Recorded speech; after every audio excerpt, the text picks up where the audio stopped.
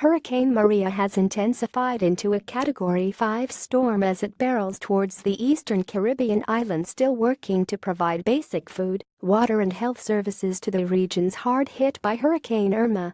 The U.S. National Hurricane Center (NHC) said the major hurricane was already producing maximum sustained winds of 160 miles per hour and would strengthen further over the next 2 days.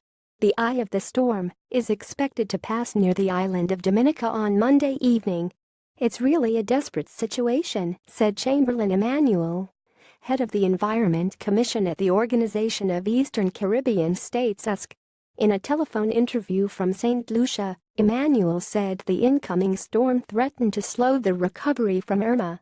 The scale of the destruction left by the hurricane is becoming clearer by the hour as communication systems are restored across the region.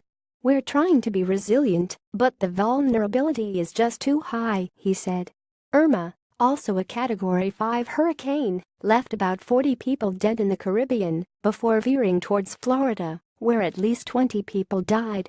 The NHC warned Hurricane Maria could produce a dangerous storm surge accompanied by large and destructive waves that would raise water levels by as much as 9 feet (2.7 meters) as it approached the French territory of Guadeloupe, the base for relief operations for several islands devastated by Irma this month.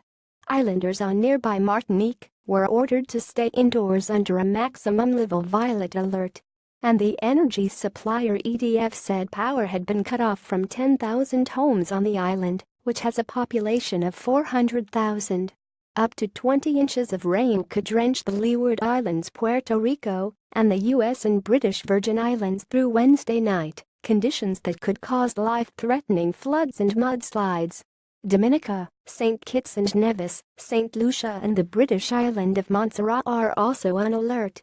Emmanuel said the region needed help from the entire international community because the small islands have few resources. The force of the wind from that Category 5+ storm was really something that was unprecedented and they were not ready for, he said. Criticized for the pace of relief efforts in their overseas territories devastated by Irma, Britain, France and the Netherlands said they were boosting resources for the Caribbean as Maria approached. "We are planning for the unexpected. We are planning for the worst," said Chris Austin, head of a UK military task force set up to deal with Irma, as the British Virgin Islands readied for the storm.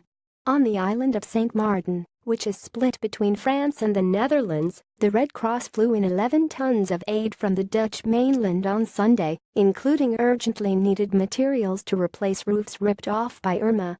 Although Hurricane Irma did not make landfall on mainland Puerto Rico, its after effects are still being felt. For some, the electricity returned just a few days after the storm, while others in neighborhoods like Old San Juan, Miramar, and Hato have only just had their power turned on over the weekend, and some still have no power at all. In Santurce, one of the biggest neighborhoods in San Juan, residents could be seen on Monday preparing for the latest storm, tying down and securing large potted plants and satellite dishes, and preparing wooden boards that will eventually protect the windows of homes and businesses. Gas stations began to get busy over the afternoon with 4 or 5 cars waiting at every pump.